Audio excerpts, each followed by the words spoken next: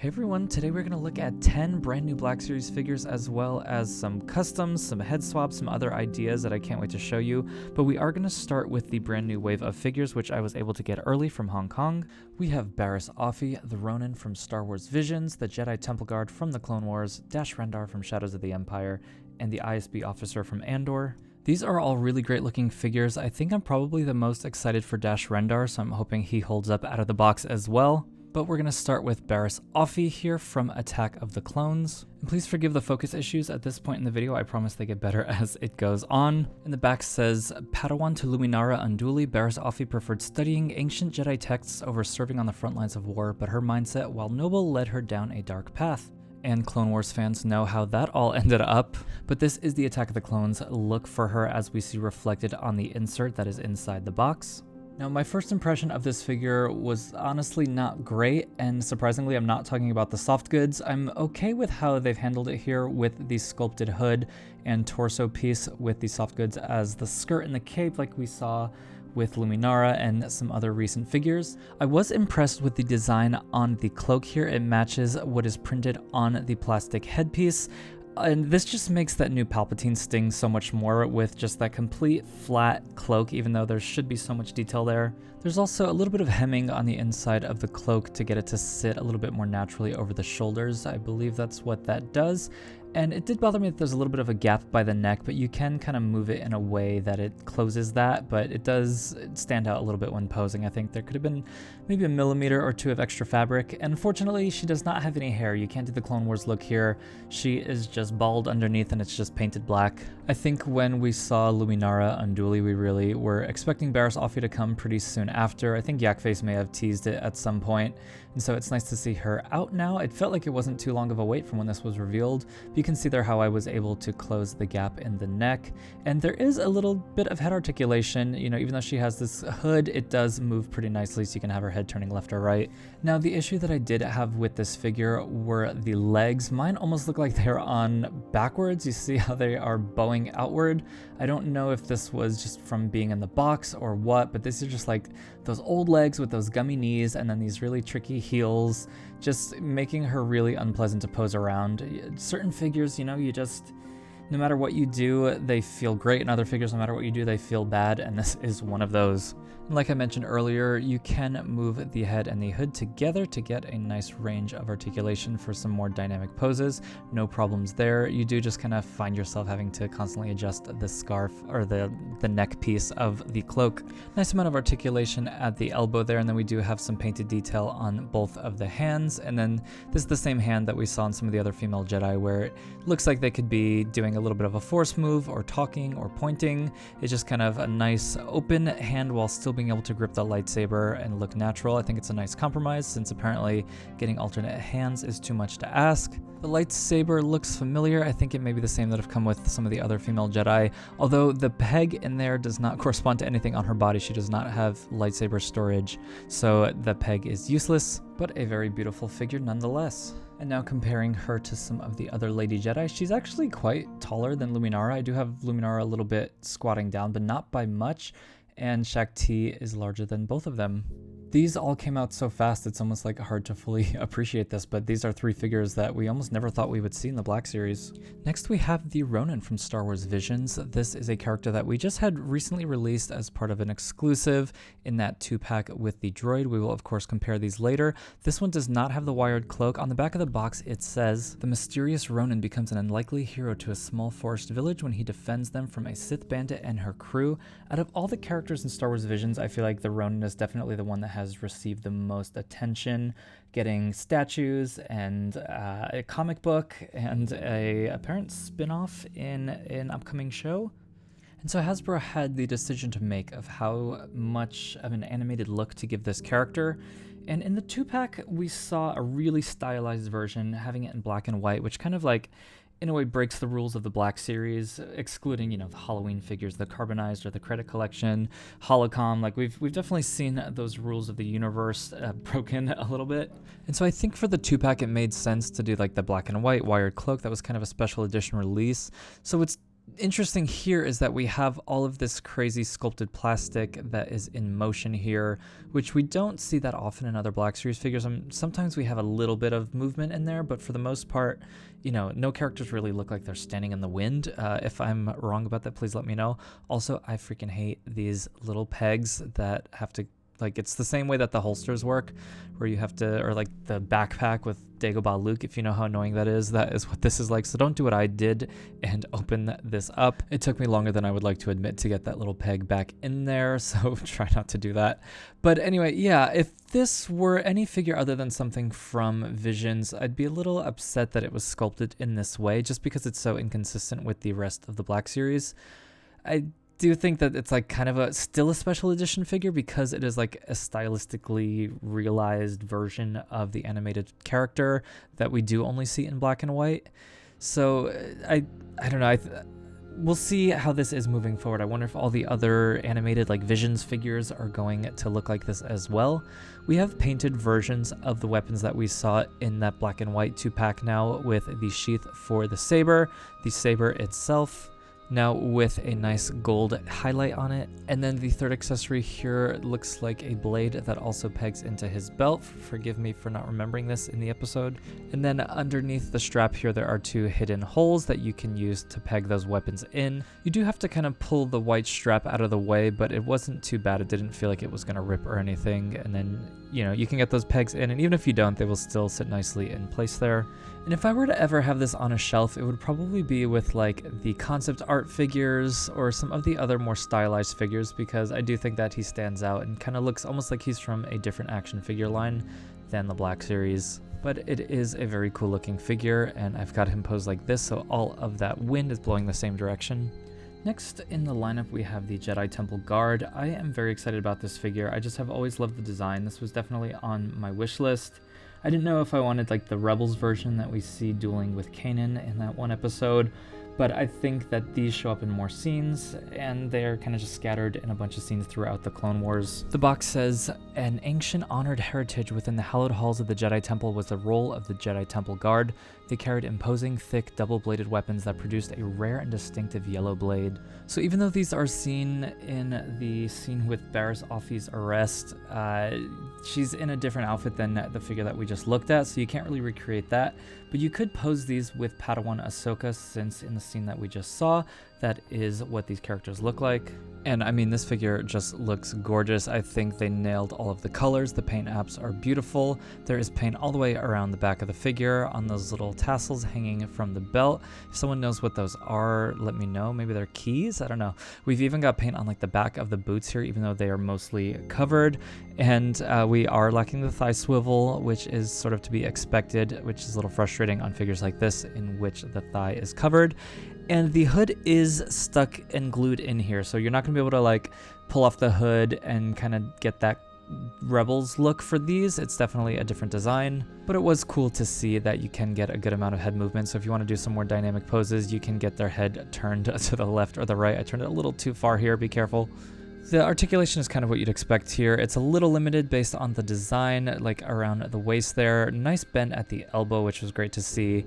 And then we do have butterfly joints under the arms there, but again, because of the design, you don't get the maximum range of that movement. Little swivel at the gauntlets, you can always have those oriented properly. And then we do have the ball joints at the hands. Looking at this figure, along with like the new Obi-Wan and Anakin and Marin and Barriss Offee and just all of the figures that have come out this year, this really feels like the best year so far for the Black Series. And we've said that every year, I feel like, since 2021 maybe. And so it's just nice to see them keep one-upping themselves. The lightsaber has a nice amount of metallic paint on it, as well as these like shorter yellowy orange blades, and they just have your normal attachment like you'd be used to seeing. As cool as they look while they're fighting, I really like the stoic look of just holding the lightsaber up and down menacingly. Maybe I'll get one arm behind the back here, just looking a little bit more regal. But oh yeah, this is such a gorgeous figure. What a nice pop of color on the Clone Wars shelf. And since I only wanted to pay extra to get one of these early, I'm going to have to wait for my second one. So let's use a little bit of movie magic here to get both of them on display here. That looks so cool. I can't wait to actually have 2 of these on the shelf. Next we have Dash Rendar, a figure that has been very much anticipated, especially since we got Prince Shizor in the line. His box art says, pilot and mercenary Dash Rendar flew a snowspeeder during the Battle of Hoth, and Princess Leia later hired him to protect Luke Skywalker from the dark Prince Shizor's ruthless bounty hunters. This is number 2 in the Shadows of the Empire line, of course Prince Shizor being the first. I wonder if we're going to get any more from this, because I don't really know what else they can do that they haven't already done. And on the insert inside the box we get a nice look at Dash Rendar's Outrider. I think Shadows of the Empire is something that I kind of discovered as a kid in between The Phantom Menace and Attack of the Clones, and I don't have too many memories of it, but I seem to have a lot of nostalgia for it, so I think it may have been a larger part of my childhood than I remember. Like, I don't remember ever having these toys or much interest in this as a kid, but when I see this, I feel kind of how I felt when I look at stuff that is from the prequels and whatnot. So it's really cool to be getting Dash Rendar, and it's just such a beautiful looking figure, and I think this is my favorite in the wave. I don't know, something about it. I mean, it's basically just like Han Solo, but a little bit edgier. And I was really happy to see that they made the jaw a little less prominent on the final product, because in the promo shots he looked a little too chatty. He has butterfly joints under the arms here, but because of the vest that is pretty stiff, you're not really utilizing any of that range of motion. The shoulder pads are on their own swivel there, but we do get a nice range at the elbow, some gauntlet swivel, and ball joints at the wrist, and these actually work really nicely. I know some ball joints kind of feel largely decorative. They don't actually seem to enhance the range. Definitely not the case here. But everything about this is just so clean and well sculpted. They are really in a whole new era of Black Series here. This is just such a gorgeous figure. We're not able to have the thigh swivel here, but you do get actually like above average range of motion for that type of joint. And then we've got the DL44 in a gray plastic here, and he's a lot of fun to pose. I think there's something about characters that I don't know that much about. It just allows so much more room for imagination and play. And now that I think about it, I guess we really could use Chewbacca in his bounty hunter disguise. I think that would complete the Shadows line. But even if they never make that, I think we have a pretty solid collection here with these figures plus the Bush Leia. And if you guys follow my Instagram, you know that I made a giant N64 cartridge that you could display these figures on. So if you want to 3D print this for yourself, the files are on my Patreon, which is linked below. So lastly, the ISB Tactical Agent also got delivered yesterday from Target. I found this actually like 2 weeks ago, but they wouldn't sell it to me because of the street date. This was a really fun Andor figure to get, you know, definitely not on my wish list for Andor because there are other characters like Kino Loy that I think I would love to see, but this is kind of a kit bash of a lot of different figures. And the box art says, when the spies of the Empire must spring into action to capture would-be traitors, the ISB fields specialized tactical agents to carry out the assignments. And this is another figure that I think is vastly improved from the promo pictures. Something about the original skirt on the prototype that I saw just seemed to be a little bit ill-fitting and looked kind of like a weird fan-made custom, but this all looks really nice together, and this head sculpt is just beautiful, and the fact that the hat is removable is just such a bonus. We'll play around with some head swaps after this. I'm not going to go crazy going through all of the different parts used here because this video is already so long and I don't feel like doing that, but it is so nice to have another one of these black Imperial hats in the line. I used one of them on my custom Krennic. I used one of the heads from the Dark Times officer on this Krennic body with an E11 to have him on my Jedi Survivor shelf. But I actually think the hat on Krennic there is from General Veers or Piet, and I just painted it black.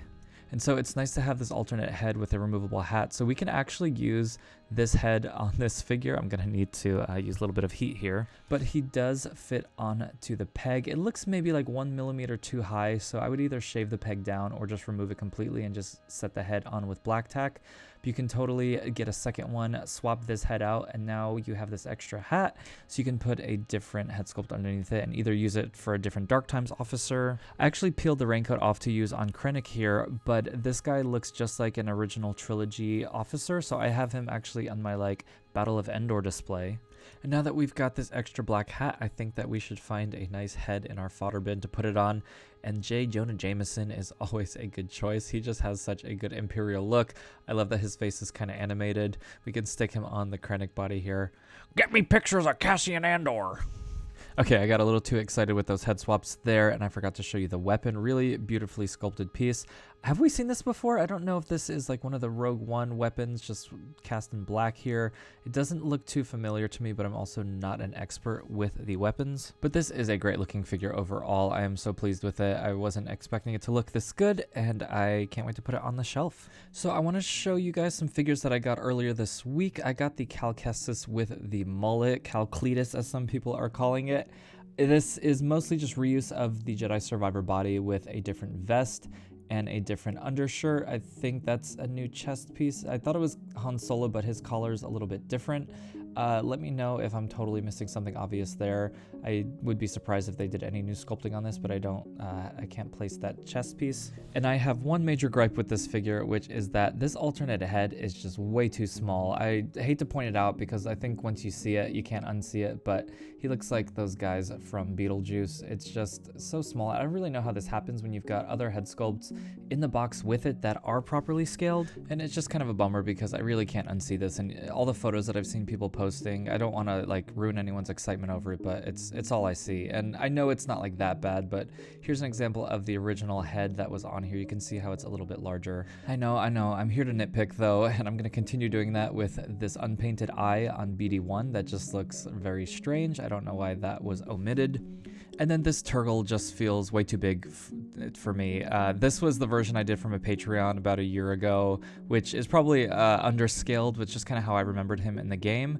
And then this one here just feels too tall. It helps if you get him bent over like that. This is how he's packaged and he looks giant. So when you get him bent over, which I definitely think you should do, it definitely helps the height. Not a deal breaker, and I am actually replacing the 3D printed one that I have on the shelf with this articulated one. And this actually opens the door for a lot of really interesting possibilities for the Black Series because I don't know if they've ever released a figure this big without major articulation. I'm thinking like Moloch from the Solo line, or I might be missing something obvious, but having no knee and elbow articulation obviously saves some money and allows for some more complex sculpts to happen where the joints may have been too thin. I mean, if we can have the pitch right articulated, I think Turgle could have been, but I'm happy enough to see figures like this included sort of as an accessory, and I think there are a lot of really cool alien sculpts that we can get that I would be totally fine with having zero articulation, just being a statue on the shelf if they aren't really feasible as mainline releases. So I did a full review of these figures from my Airbnb at San Diego Comic-Con. Thank you guys for blowing up that video. Last I checked, it had like 21,000 views. So I'm not going to talk too in depth about these two figures. I did do a matte spray on Anakin on everything except the boots and the black leather. I taped that off. But I wanted to show you what I did with the alternate hand from Obi-Wan here. I put it on Han Solo, and it fits well on the ball joint. I did have to use some heat to get the old hand off and put this one on, but I think this looks so cool and it adds so much personality to this figure. It's like the exact right skin tone, and I am going to be displaying him on my shelf like this for sure. So literally as I was recording this video, these two skinny boys got delivered. I didn't love the original Magna Guard. I think this design looks a lot better. Obviously the last one was like the Clone Wars version. They want to reuse the sculpt. I had a lot of issues with that sculpt. You can go ahead and watch my old review if you want to hear me complain even more. But this has all the same issues, like just kind of like wonky wobbly legs, just some weird unevenness. Like even the way that his thigh pieces are glued on is uneven. The shoulder pad falls off all the time. And yeah, look at those thighs, like the quad piece is at a different angle on both of them and it's glued that way. So like the legs are just permanently a little bit off. But as far as this new paint job and design, the weathering on the cape is really cool. It looks like it has some like burned effects there.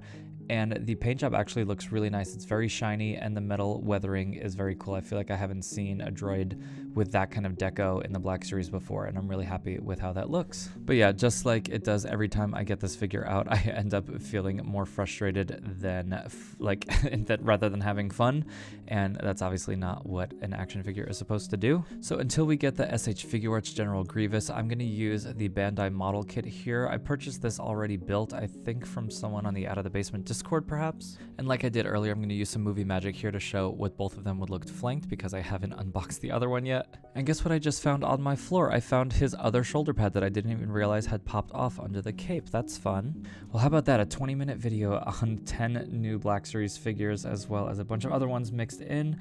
This took me most of the day today, so please leave a like if you did enjoy. Leave a comment. I'd love to hear what other figures you would like to see included as accessories, kind of like that Turgle. I think that's a really interesting door that has been opened. I also want to hear which of these figures you will be picking up, if you're going to be passing on any of them, if you're going to be getting any of them. Also, let me know if you're going to be using any of these spare accessories like the alternate hands, the swoosh blades, or the Imperial hat, and any of your other figures. I'm really excited to see what you guys do with those. Please subscribe if you're new here, and if not, thank you for coming back. As always, thank you for watching, and I will see you all next time.